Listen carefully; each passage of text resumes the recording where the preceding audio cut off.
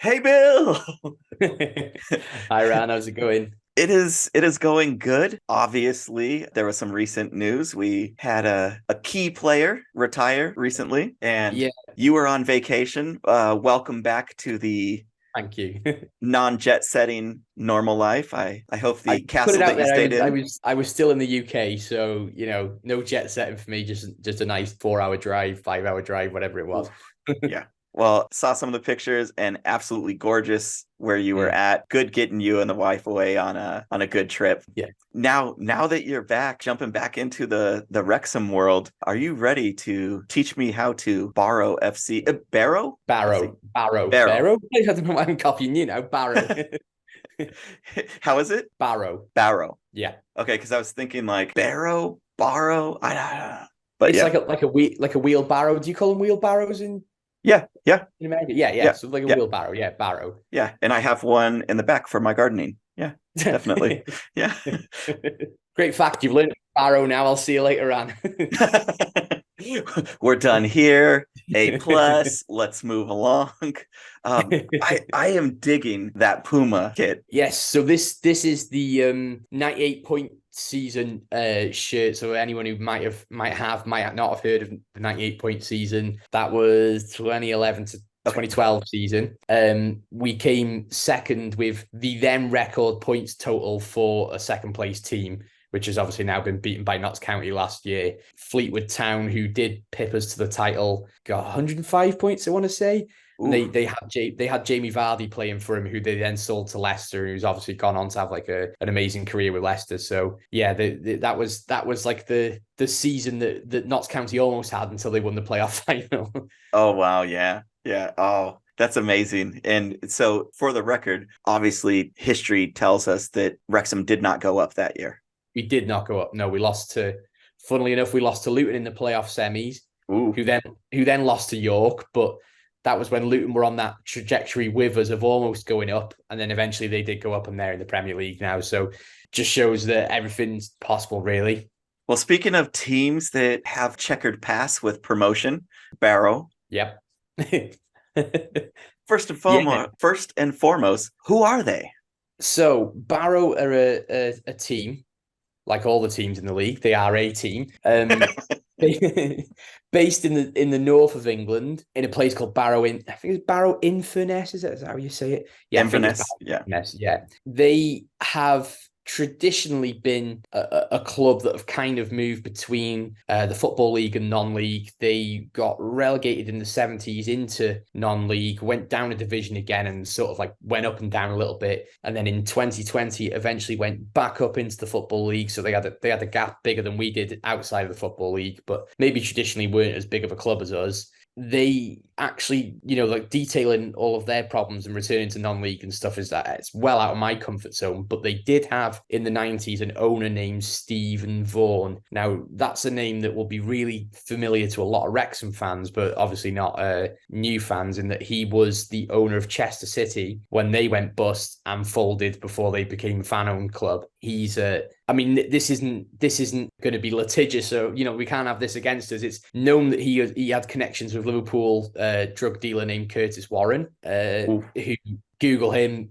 Okay. Not a nice person. He was investigated for money laundering at one point, but he was a sort of known drug dealer. And actually, when Stephen Vaughan was the owner of Chester, they had a minute's silence for him when he died, which just goes to kind of show the level of what Stephen Vaughan was like as a person. So he owned Barrow before he owned Chester, and they had all sorts of problems. They got relegated. They were expelled from the conference because they financial problems, and eventually, they got rid of him as an owner, and just kind of were for a long time a national, sort of generic National League club. Really, they were there when we first came down. They just about escaped relegation the year before. Was it 2 years before we came down? They were kind of middle of the road until not long before they got relegated, where they just started to spend a bit of money and eventually came back into the football league. They actually got into the football league by points per game basis in the 2019-2020 season, Mm. because the season couldn't be finished because of the global pandemic. So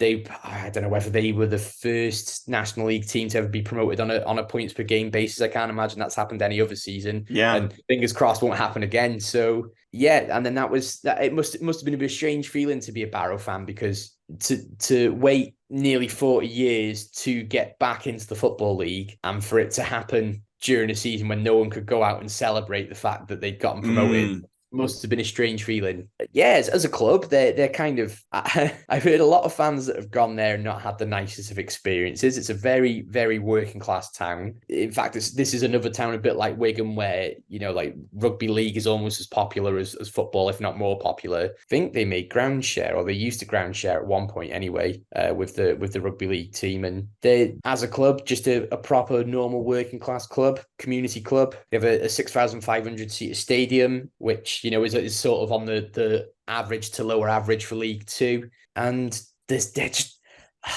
I don't want to sound harsh because we'll have Barrow fans in the comments, but I suppose unless you live around there, they're kind of like there's not really a lot of connections with Wrexham other than the fact that we've played them in the last 10 years. Do you know what I mean? I can't think of any particular, personally, I can't think of any particular incidents other than thinking 2012 or something, when we played them on Boxing Day. Their fans gave our fans a bit of aggro, and that's about all I have anecdotally about Barrow. I think someone threw a burger at my cousin or something when he was there, and they threw a few things at the bus, but that's kind of standard fare as well, isn't it? A lot of clubs have got those kind of idiots involved, so I wouldn't want to single Barrow out. But you hear Neil Williams on the commentary quite often say, "Ooh, it's a horrible place, Barrow," because it's kind of got that reputation. The town itself is kind of sort of called a Cul De Sac, because you go in there and it kind of leads to nowhere. It's like as if the town's a dead end, because you can't go anywhere else after it, which I'm really not selling the place. I feel harsh because I'm sure there's some absolutely lovely people in Barrow, but really that's all I kind of know about them. Just having a quick look on Wikipedia to see if there's anything I've missed. Their manager is Pete Wild, who was the Halifax manager until 2022. Now, those of you who were listening a couple of seasons ago, the first season of the takeover, Halifax did really well, and then they took the manager off him. Barrow did. So Pete Wild, he's a good manager. He's got a lot of pedigree. They're going to be one of the, a lot of people are touting Barrow to be favourites for pushing for promotion this season. Oh, wow. They've signed quite a few new players, none that that particularly stand out to me that I know off the top of my head. But sometimes actually, you can pull a good team together by just getting people who don't have a huge reputation, don't cost a lot of money, but will provide, certain qualities, like maybe they're combative or they're fast or just a little bit underrated, but teams can gel if you get the right sort of mix together. Yeah. I saw somewhere or heard somewhere that they were the last team that got voted out of the league and not relegated. Right. Yeah. And so their 2020 promotion was the longest stretch of a team that was voted out and then promoted back into the league since I think it was 72 to 2020. That stretch, so nearly, what is that, half a century or something? Yeah, nearly, isn't it? It's close to it. Yeah. So I don't know how that would feel if you support a team who was voted out. What an ego shame. And then fighting to get back into the league for 50 years. Ooh, that's rough. Yeah, it is rough, isn't it? I mean, you do kind of have to. I can't even really imagine what that must feel like. It's to be voted out. It's basically you being told your club's not good enough to carry on. And I'm not seeing it on the pitch. You're actually, you've got the other clubs telling see ya, bye. But they're a transformed club since then in a lot of ways. And again, I'm sure Barrow fans might come on and tell us how bad their chairman is or how bad something is, because you can't really replace that knowledge that locals have. Do you know what I mean? It's a difficult one, but I fully expect them with the manager they've got to do well next season. And they've had a little bit of a mixed start, but so have we. The start of the season, it's not do or die this year like it has been. We can afford to lose games. We can afford to draw games. We don't need to be winning every single week because it's first, second, third, and then obviously fourth, fifth, sixth, and seventh get a playoff place. So there's a lot of margin there for us to actually just maybe coast into third or get a playoff spot. You said 6,500 is their total attendance. Yeah. That Well, seems low, but you're saying that's about average, about normal? also, I don't know what their actual attendance figures are like. That's how many they can hold. Let me just see. Barrow AFC. Yeah, so I don't know what year. So this isn't from this year, from the year before, but they were averaging about 3,200 in 21-22. There's probably stats somewhere else, but I won't spend ages looking. Yeah, I mean, it's on slightly on the lower end, but gotta remember there's a buzz around Wrexham at the moment. 10,000 odd fans. It's not that normal for League Two. It's not unheard of, but it's not completely normal. Not many clubs will sell out purely because if you're a mid-table team that hasn't got much going on this year, it's gonna be reflected on the size of the town. So Wrexham used to in the conference used to get National League, sorry, used to get about 4,000 odd. Well, there's about 45,000-50,000 people living in the town centre. There's like 10% of the town, isn't it, roughly? I'm absolutely messing these figures up, but you get what I mean. Like, and then a bigger town with a club like Wrexham will probably have, say, 6,000 or 7,000 going, and then a bigger town again might get 10,000, even if they're not, not particularly, of a similar sort of size of quality. I don't know how many people actually live in Barrow, but I think maybe because they do have quite a popular rugby league team, that will also sort of cut it a bit because the town's split, whereas Wrexham isn't. Wrexham's just all football, isn't it, really? And there's people like rugby, but there's no big rugby club here. So there's a lot of factors. Yeah, 3,000 is not too bad. You'd kind of expect them to have a bit more if they were doing really well, but it's performance dependent, isn't it?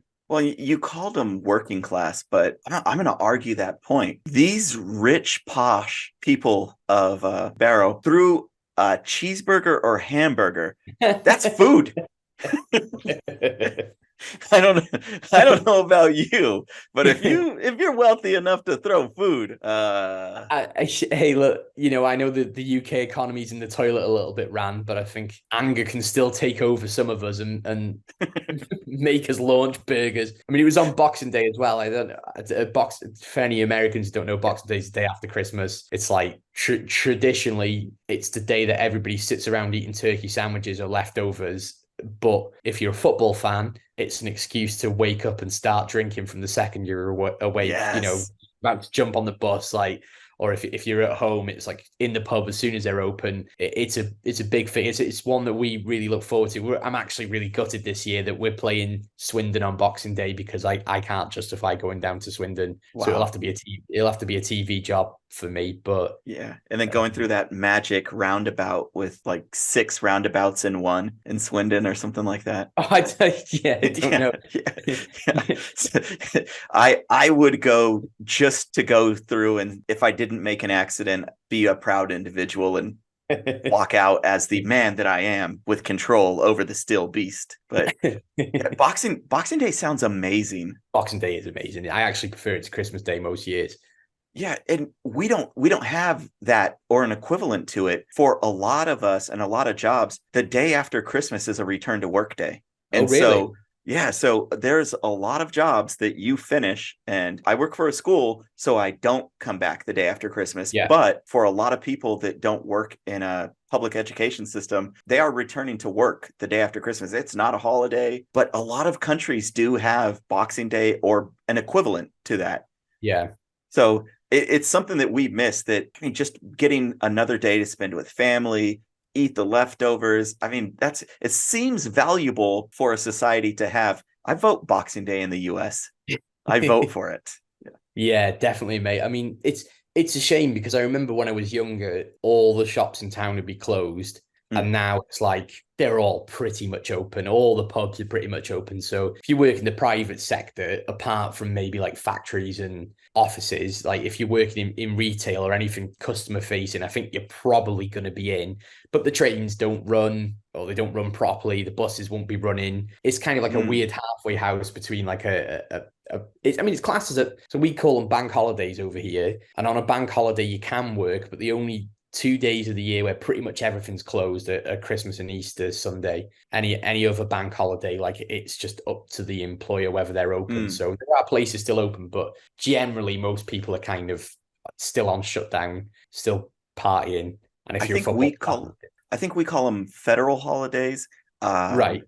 I'm a horrible American, so somebody will correct me if I'm wrong. But I believe we call them federal holidays, and that means, with different states have different holidays that they either recognize or don't recognize. And Okay, right. the state either has elected it to happen, voted to happen, or just never voted to make it a holiday until X amount of date. And so there are some things that are federal laws or federal holidays that go to all of the federation, or I don't know if that's the correct term for all of the collective states, but for all the states. So I will talk to whoever is the person making the moves and the votes in the US and let's get Boxing Day. I mean, it just sounds cool too. It is. It's a good day, especially when the football's at home, because everyone gets, if you're a drinker, usually get given a bottle of something, don't you, for Christmas? Ooh. So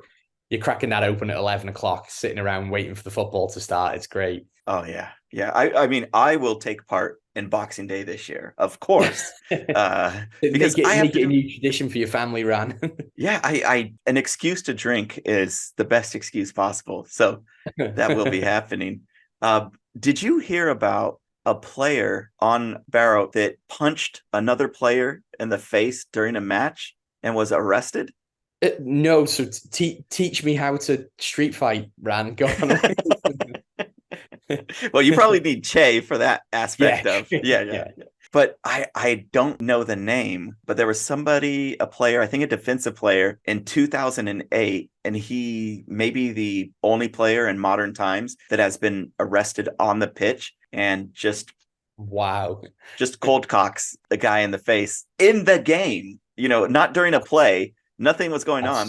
Balls over here and just punches the guy. And something else, that isn't it? Like what on earth would possess you to do that? Like full blown punching someone is just it's just a silly move, isn't it? Yeah, and I guess the refs missed the call, and it was the broadcast team that saw it on the cameras and then alerted, the whoever it may be, the refs or whoever it may be on security or whatever, that, hey, this has happened. And police actually came and arrested a player. So, I mean, is that what we're walking into?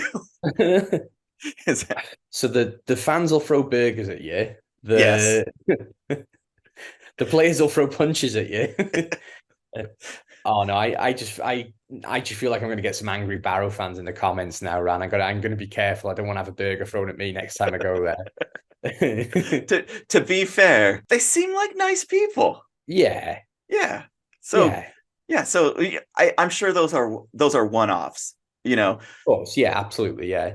Yeah, I'm sure maybe it's a drink or something like that, something less expensive than burgers on a regular occasion. Taking the name Boxing Day too literally. Oh, yeah.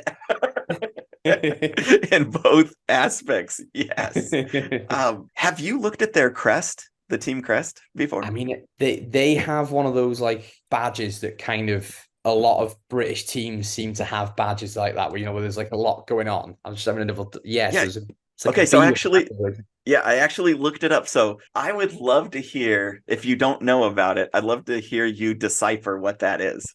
I mean, the red rose is the Lancashire rose. Oof, yes. So that's because it's based in Lancashire. The football is obviously the football. The B and the arrow, not a clue on that one. Wait, say it again. There's like a B and an arrow, isn't there? So but like skip the and. B arrow. What? Oh. Really? Yeah. Yes. I hadn't even like connected the dots there. Oh, I'll just go and hang my football head in shame. I actually like that. I can see how a lot of people are like, ooh. It's like playing like a code breaker game on your phone, though, isn't it? What's the two emojis mean? What's like the awful? Yeah.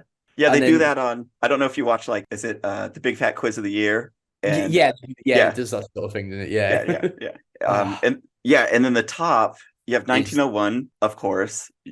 Teams founded, but then so the big frigate or submarine or whatever it's supposed to be. I guess it's supposed to be a submarine. Yeah. They're on the north West Coast, and it's a place that's like connected to the Royal Navy and stuff. So I'm assuming that's like there through the military history that they actually they can correct me. I don't know, but I think they still construct submarines there. Oh, okay. That would make sense. Yeah, it seems like the kind of place that would construct submarines. If they're willing to throw a burger at someone, I'm sure they're not too bothered about building a torpedo, are they? So it's just all aggression in some form. I mean, even they shot an arrow through a bee. Who does that? I'm surprised that rose isn't smashed by the football and blood drips out the side of it. Again, they seem like nice people. I'm sure no, genuinely, I'm sure they are. Like every club has lots of nice people and lots of not so nice people. Part of the human condition, isn't it? It is. Leave it there before Barrow find me and figure me out. You were saying that Wrexham doesn't have a huge history with transfer of managers or players. How about how about the head-to-head matches? Is there any pivotal games or head-to-head? Yeah, I don't specifically remember us having any big games against them. I am just double checking because I say that and there's going to be, again, speaking of the comments, someone is going to be like, no, we had this, we had that. Just having a quick look. Apparently we played 19 matches. This might be against the newly formed Barrow, when they've gone bust. I don't know if it's like a brief history, so to speak. But according to this website, whether it's correct or not, 19 matches, 4 Barrow wins, 6 Wrexham wins, and 9 draws. Oh wow. So when I don't really have much of a history of us playing them, that's probably because we just draw against them every time we play. Yeah. We could go for a win this time. We could 3 points. Yeah. 5 of those draws were at home, so that's like, just goes to show how boring it is, doesn't it? when we last played them, we beat them 2-1. Okay. Where was that? I can't. Like the 2019 season or something? Yeah. We lost 3-1 and we beat them 2-1 that season. A year before, it was 0-0 and a 3-3 match, which most years would have been considered, like an absolute thriller. But we're getting used to these big score lines at Wrexham at the moment, aren't we? A little too used to it.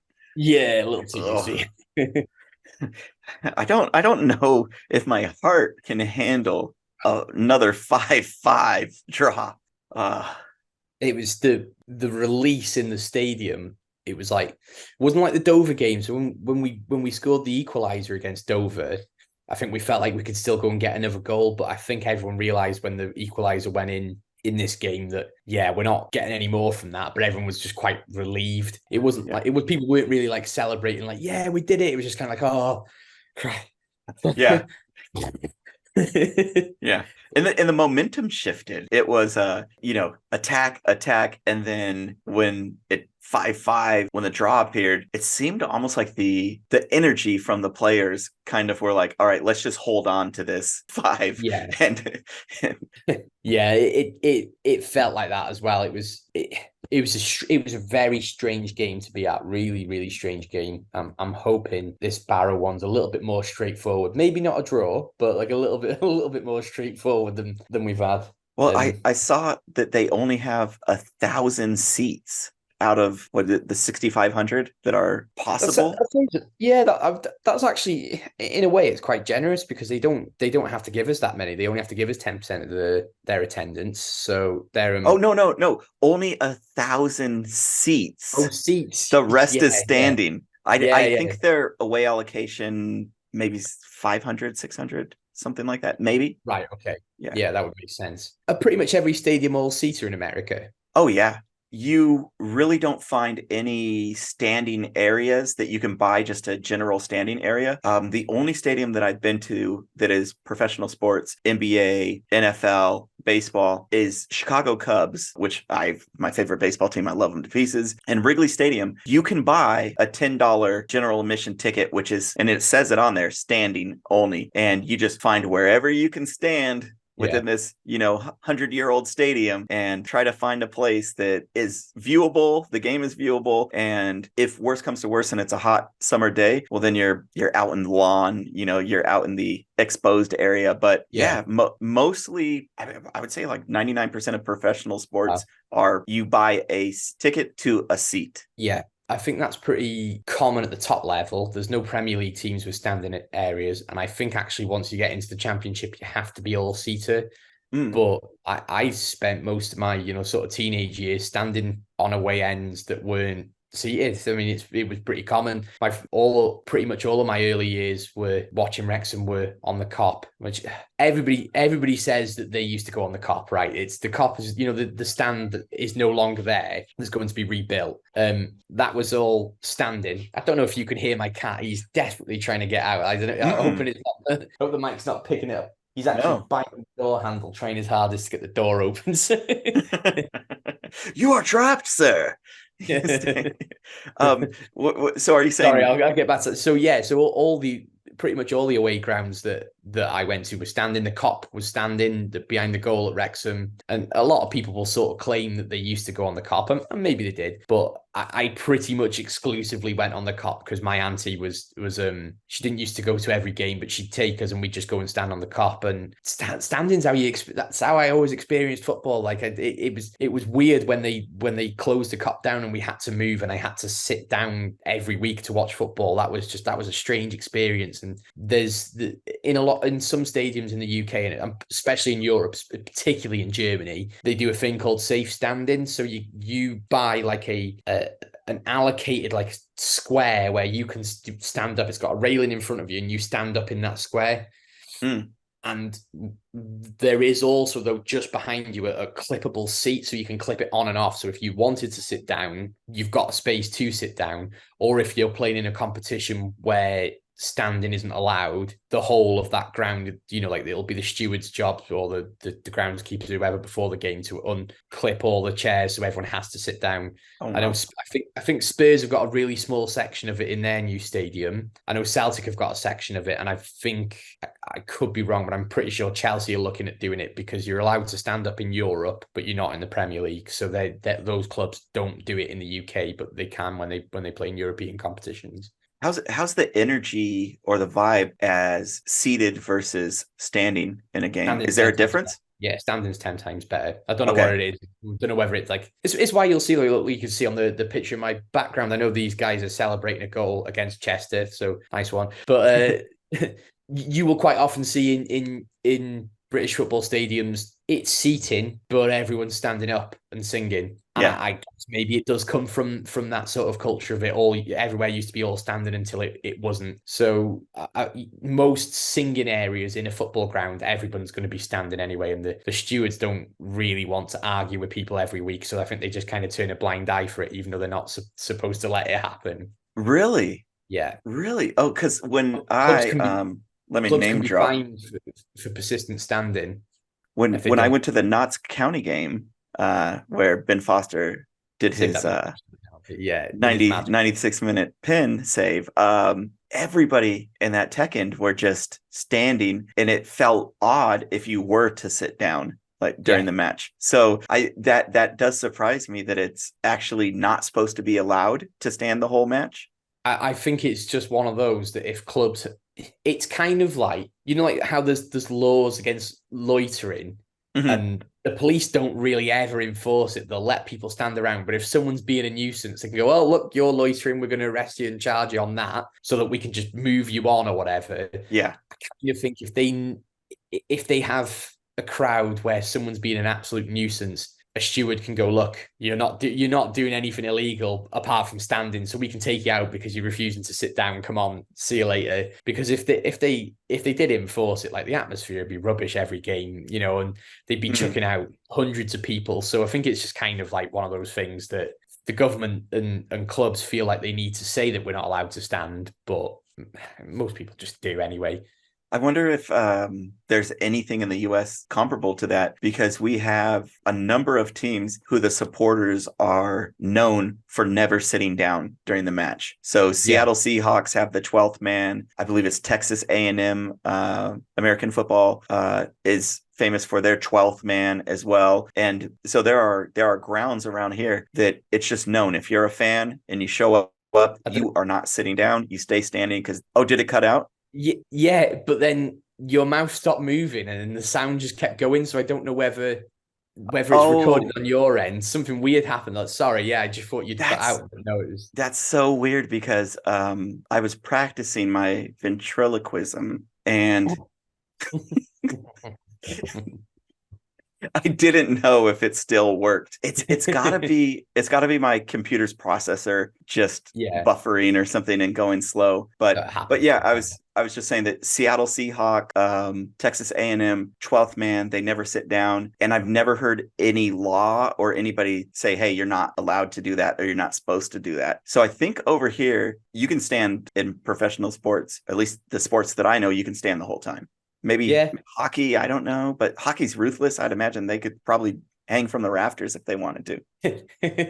It's a strange one. I think it all sort of comes back to, when we talked about the Hillsborough disaster, I think that was, that's when a lot of the standing stuff got taken away from British football. So whether those laws come, do you know what? I'm not even 100% sure whether it's law or guidance or whatever it is, whether it's the Premier League, that not just the Premier League, but all the leagues sort of do it, or whether it's law. I'd have to check that up. But maybe it comes. I wouldn't be surprised if it comes from that, to be totally honest with you, because a lot of the laws around attendance in football games changed after Hillsborough. So there's a good chance that it comes from that, but I couldn't say for certain.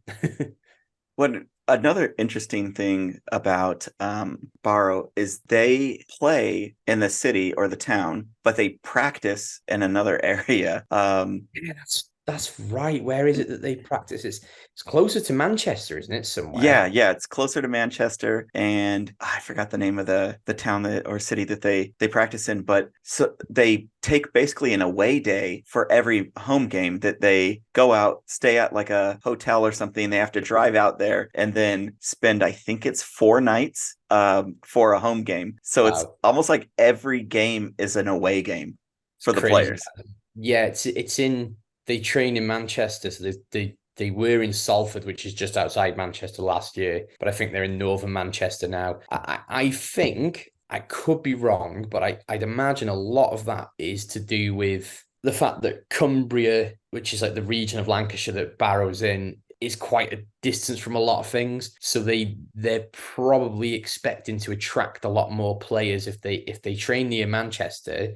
Then they can attract players who are based in Manchester. Whereas if they train in Barrow and they want people to go and move to Barrow and live in Barrow, they're less likely to get those players who would then go, well, stuff it, I'll sign for Stockport or Oldham or whoever these other clubs are that are around that sort of area. So I'm guessing it's that, although that it is strange, isn't it? That makes sense because let's say you're a player and you have a family or anything and you're like, hey, are we going to go to this very small town that doesn't have a lot of things that a larger city would have? Or do I have the option to still live in a city or around a city and have all the conveniences of that and just need to travel for a couple of days out for a match? Okay. Yeah, that's fine. Exactly. Yeah. And it's one in the past when before Wrexham got money that we would struggle to attract certain sort of players. Now we're really lucky in Wrexham because we're an hour away from Manchester, we're an hour away from Liverpool, we're an hour and a half away from Birmingham. We're really close to a lot of the big cities and the areas where these players will sort of be coming from. But pre-takeover, if we wanted to have signed Ollie Palmer, he'd have laughed in our faces because he's the way he's moving from Wimbledon, which is his home town, his home area, to come and move his whole family to come and play for Wrexham. But now we've got the money and the profile, it's a little bit different. But yeah, clubs will struggle to attract players. I mean, I've even heard Newcastle managers in the past, like they've been in the Premier League for years, and again they've got Saudi owners now with a lot of money, so it is a bit of a different scenario. But they said players don't want to move from London if they're playing for Chelsea and they're going to take a step down to another Premier League club. They'll move to West Ham or someone because they don't have to move away from London and go to live. If you're a player that's just come from let's say from Spain and you've gotten used to living in London, you're not going to want to downgrade the city you live in, are you? So that's even the top end players kind of have that, top end clubs have that problem. But yeah, it's certainly not usual, Ran. Like most teams stay and train in the area that they're based in. It's not a conventional method at all. Yeah. I mean, it makes sense because, Messi didn't go to, Kansas FC or something, like Right, yeah. he went to Miami. Yeah. Okay. Like, yes, if he's going to move somewhere in the US, this nice tropical area with beautiful sun, beautiful people, it's like, yeah, he's probably going to show up over there. But yeah, that would make sense.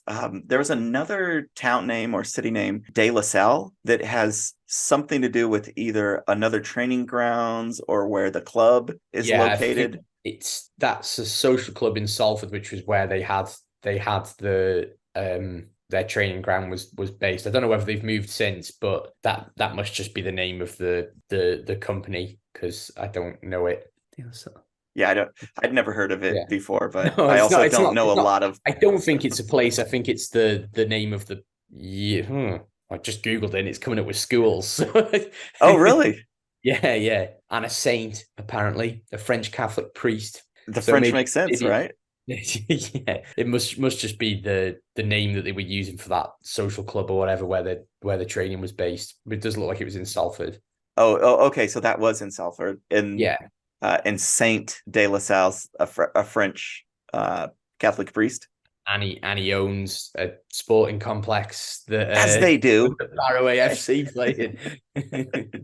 When I remember when I was in Catholic private school, and all of the saints owned football clubs. So this lines up. This makes sense. I understand it. That is so interesting that they have these different regions or pockets that they're associated with, as well as a town where they play. I mean, how does that even? I guess I got to ask a Barrow fan. How does that even happen? Like this is all over the place. I mean, again, the people seem like nice people. So like I don't know, why they're getting shafted all the time from all directions. It's not cool.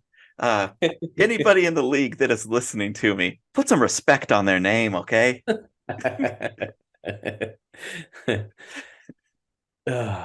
So yeah, I mean, I've not got much else to tell you about Barrow other than just looking at their form at the moment. They're currently sixth. It's very early days, isn't it? Obviously, but they are 2 points ahead of us. They've scored a lot less goals. They've also conceded a lot less goals.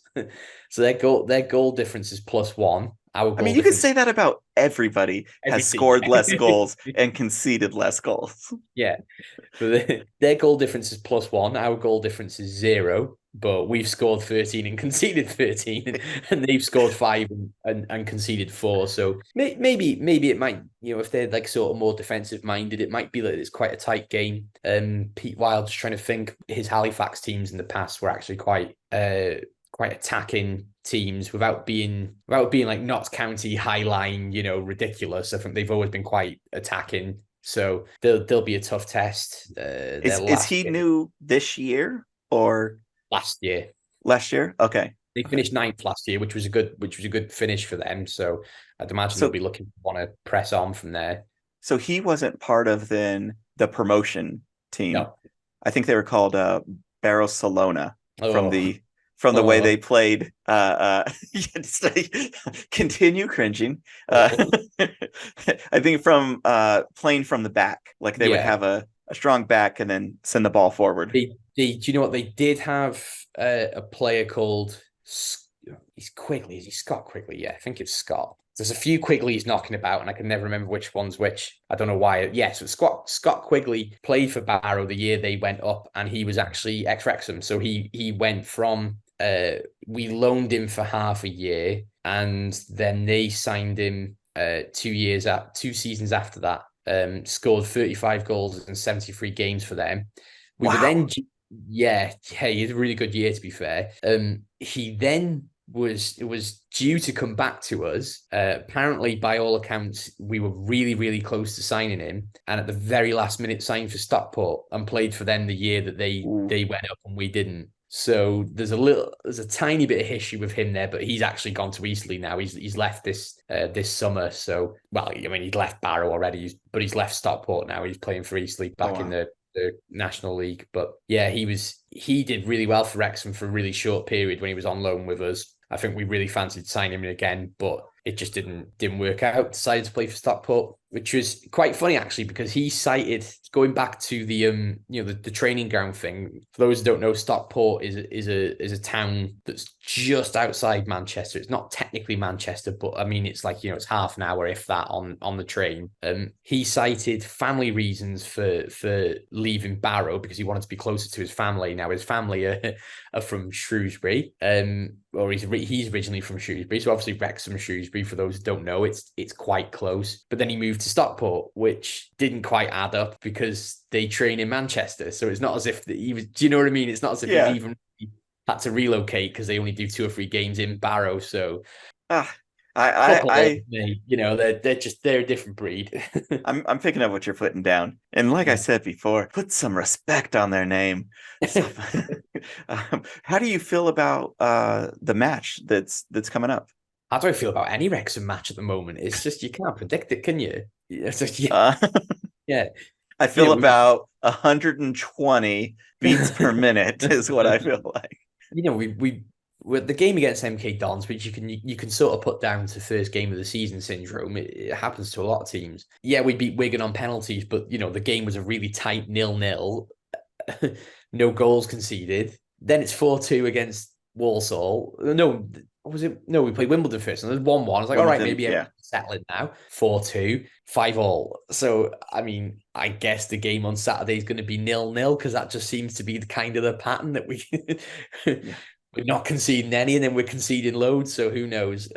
It's still too early to tell, but we could do with nicking points off them, because obviously if they're going to be up there come the end of the season, the sooner we can take points off these kind of teams, the better. Really. How about you? What do you think?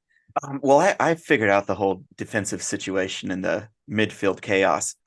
We position our fans behind each set of goal, and even the dismantled cop when we have to, and all night games, and everybody just flashes pictures when the person is about to pass or shoot at our goal. Simple distraction method. And I'm not saying blind anybody with lasers or anything like that.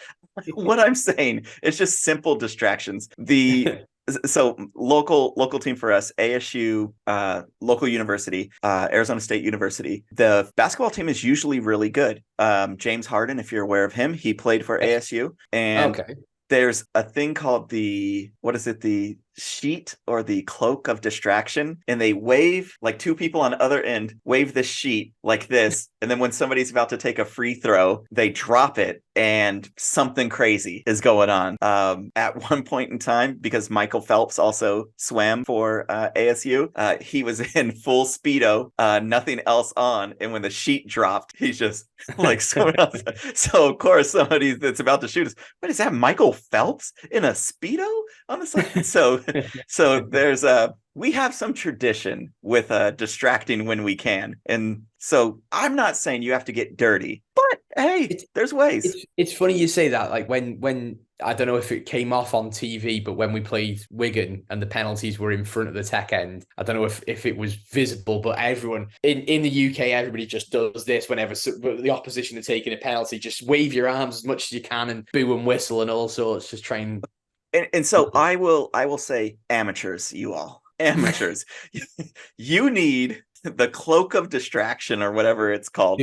And there was a Euros years ago, and typically it was an England fan, but he was in full goalkeeper kit. Don't ask me why. Like, British people, especially the English ones, we're all a little bit not quite right in the head. And when the Italy player went to take a penalty, he just dropped his trousers, his shorts down, full blown, just stood there like that with his manhood on show.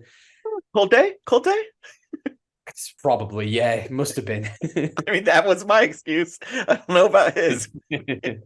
Oh man, okay. And obviously he was escorted out, and who knows? Am I overestimating this?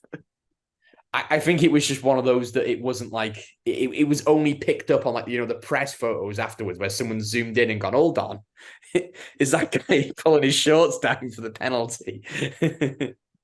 Oh man, It's not as organized as getting Michael Phelps in his speedos. Yeah. Well, and I will say, if you have everybody waving hands, it's like white noise. You can tune that out because it's going all across. There's not one center of focus. Yeah. When it's just one random thing that's occurring, that draws attention. So, and again, I'm not saying lasers in anybody's eyes or anything like that. Don't do that. That's wrong. But Speedo Mick, I don't know. there are things that a well-organized side could do to draw attention to one area. I mean, if everybody, when he's about to kick, all looks at one person and that one person happens to be scantily dressed, I don't know. Maybe that is.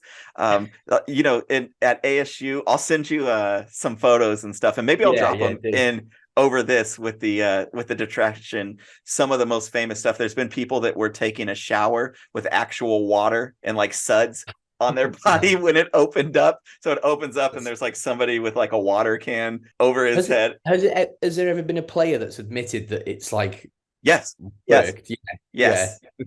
And I think the data supports it too, that people miss more free throws facing ASU than their regular averages. All from just like weird stuff. And the dangerous game to that is the dangerous game of escalation of it has to be something new that shocks somebody.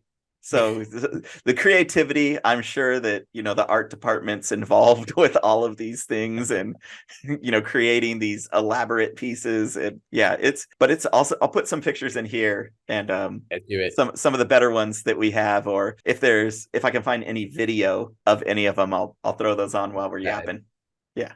There was the only other thing I can think of off the top of my head that football fans have done. I think it was in Germany, but I could be wrong. It was somewhere in Europe, but they hadn't scored in something like 5 games. So all their fans got big luminous arrows, cardboard cutout arrows that they had, and they were pointing it towards the goal when their team were going to shoot at that end. Disrespect. To their own team as well, yeah. Let's see if I can quickly look that up so you know that the team was Arrow's goal. That's good. That's about as good as the Malaga fans who didn't get any players over this summer. That was ridiculous. I saw that. Yeah. So funny. That was so good. It was FC Magdeburg. I don't know how to say that, whether I'm saying that right, but how's it spelled? Magdeburg.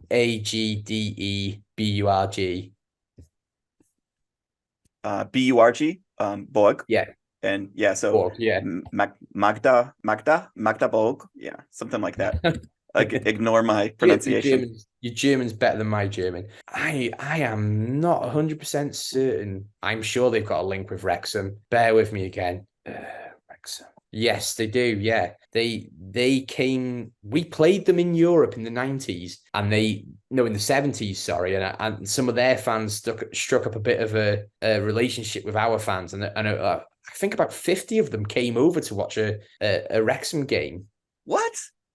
Yeah, this was years ago, 2018. Yeah, a contingent of German football fans came to watch Wrexham 39 years after clubs met in Europe. I will send you the link now. So that's just a coincidence. I didn't realize it was them. I knew a team had done it, but I didn't know it was that team in particular. That's cool. If you search for them, they're the ones that is that my computer going off? So the leader trying to give me adverts. Oh my goodness. You gotta love the leader. Oh yeah. If anybody's listening from the leader, nice people. Yeah. We're going to be on a lot of people's enemy lists after this podcast ran. People for the record, I'm waiting for it. For the record, I love people. I love having a good time. So hopefully people know that it's jokes. I'm not, unless it's a serious issue where you're talking about Notts County zone or something like that. Then yeah. But yeah, got that link on. That's cool stuff, man. Well, shoot, Football, Bill. football's full of those mad stories. Like you just get it all over the place, and especially for us as a club, having played a lot in Europe in the 90s and backwards from there, we do have these weird connections with different clubs. That's it, man. That's so cool. Are we going to be bold and give any predictions at all? It's dangerous. It's dangerous out there. It's really dangerous. I'm gonna say I'd be happy with a draw in this one. I think, Ran. I think 1 Okay, all. 1-1. Ooh, yeah. I love the optimism of such a low scoring game. Uh, I really do love that optimism. I'll go. 3-3, just because Just I hedging don't your know. bets. Yeah, I don't know if we're ready to ruin a parade of goals from any other team quite yet. We're nice people. We're nice people. We're hospitable. We play you. Go ahead, let a couple in. You guys celebrate a little bit. Feel good about yourself. I don't want to ruin your day. Get a couple. Hopefully we do not remain at that 0 goal difference and continue to be the highest scoring team and highest scored against team. Hopefully that doesn't remain. It's a streak that doesn't feel good. It's going to take a while as well, isn't it? Until we lose that, you're talking at least 3 or 4 games, unless someone else just gets absolutely battered. So, yeah, we could be holding on to that for a while, mate. There's streaks that you don't want to be number 1 in. That's certainly up there. Yeah. This, you don't want a free for all. People that are looking to pad stats, they're like, "What? How many times do we play Wrexham this season?" Because I need a couple of assists to get on top, and I could get them. Just put me in the middle. I'll feed the ball out. It's gonna go in. So have a bit of faith. Have a bit of faith. Yes. I do think we're going to close the gap. I just think without Mullin, maybe it's not good. We're not. I mean, we can score goals, so that's the thing. We've proven we can score goals, but we just concede them. But usually, when a team tries to tighten up, it does mean that the goal scoring dries up a little bit. And I think from that, the last away game against Wimbledon, whether Phil Parkinson will go back to that formation he used against Wimbledon, where it was like sort of 5-4-1, with just Ollie Palmer by himself up front. Maybe he switches to that just to tighten things up a little bit, and then if that happens, I do see us struggling to score. So who knows? Who knows? It's like playing D&D, isn't it? We're just rolling it like a 20-sided dice and just hoping that it lands on a good number for us. Yeah. Well, it could be like a D100, and only odd numbers between 50 and 80 are good. Like the odds may not be as good as 1 in 20. I'm not sure. As long as we don't concede 50 or 80 goals in one game, I'm yeah. Well, let's be realistic. That's not going to happen. That's not going to happen. 70, yeah, but 80. Oh, there she comes. Yes, they're just trying to steal some limelight. I know. Is it a true episode if there is not a cat? I don't think it is. Little rat. Dude. Well, I mean, we obviously we have got our regular bell of when school is out, and she's telling us it's time to stop now. she wants to wrap it up. All right, Bill. Well, thank you so much again for teaching me how to Wrexham. Great speaking to you, Ran. Oh man, I didn't do a proper introduction to you. So here's my outroduction. Ouch. Thank you, Bill Long, the 1/4 or 1/5 of the commentary team for Wrexham AFC. Can't forget Andy. Most people do. No offense to Andy, but I think it's just because he's not as present on social media, from what I can tell. Well, didn't he just create a Twitter?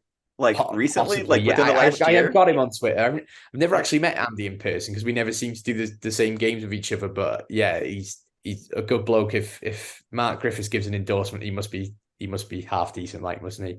Yeah, well, and that's another thing that we share in common. The other thing was Ryan and Rob have not used either one of our restrooms. So we had that in common leading into this, but also not meeting Andy would be another one for sure. Yeah. Well, Bill, thanks so much. Have a good evening and talk to you again soon. Hopefully we get that win. Yeah, Up the town. fingers crossed. Up the town, mate. All right, man.